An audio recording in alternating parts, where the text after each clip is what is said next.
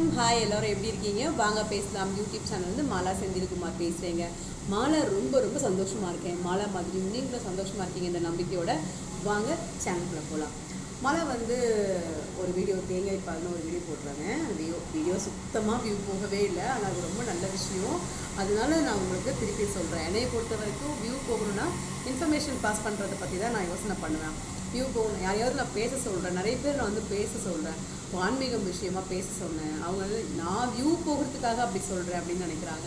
அவங்களுக்கு தெரிஞ்ச விஷயத்த நம்மளோட ஷேர் பண்ணிப்பாங்க. நம்ம வீடியோ மாதிரி 4 பேருக்கு சொல்லலாம் அப்படின்ற எண்ணம் தான் எனக்கு. எப்போவுமே நிறைய பேசுவேன், நிறைய சொல்லணும்னு ஆசைப்படுவேன் மக்களுக்கு. ஸோ அதனால இன்னும் கூட ஒருத்தருக்கு ஊர்லேருந்து ஒரு பிள்ளை இருக்காங்க.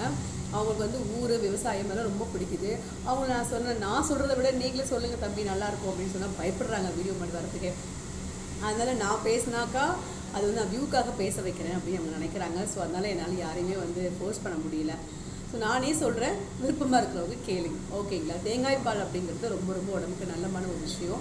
பால் எடுத்து சமைச்சு சாப்பிட்றதுங்கிறது எல்லாருக்குமே சாத்தியம் கிடையாது. பால் எடுக்கும் போது கண்டிப்பாக நமக்கு வந்து நேரம் அதிகமாக தேவைப்படும். நமக்கு சோம்பேறித்தனமாக இருந்தாலும் பால் எடுத்து சாப்பிட முடியாது.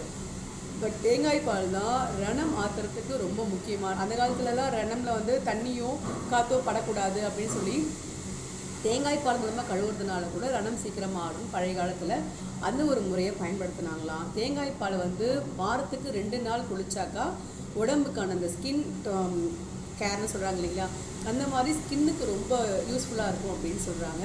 தேங்காயை உடைச்ச ஒரே மணி நேரத்தை செலவு பண்ணணும்னு சொல்கிறாங்க. தேங்காய் பால் எடுத்து சமைச்சு சாப்பிட முடியாட்டாலும் அட்லீஸ்ட் மென்னாவது அந்த சாரை முழுங்கிட்டு சக்கையை துப்பிடுங்க. ஏன்னா வெறும் பயத்தில் தேங்காய் கடிச்சு சாப்பிடும்போது அது நமக்கு வந்து தொண்டையில் அடைச்சிக்கிற மாதிரி, நெஞ்சு கரிக்கிற மாதிரிலாம் இருக்கக்கூடிய வாய்ப்பு இருக்குது. ஸோ இதை உங்ககிட்ட சொல்லணும். அந்த வியூ போகலை. இது கொஞ்சம் 10 நிமிஷமாக ஒரு வீடியோ போடுறேன். ஏன்னா லாங் வீடியோ போக மாட்டேங்குது, ஷார்ட்ஸ் தான் போகுது.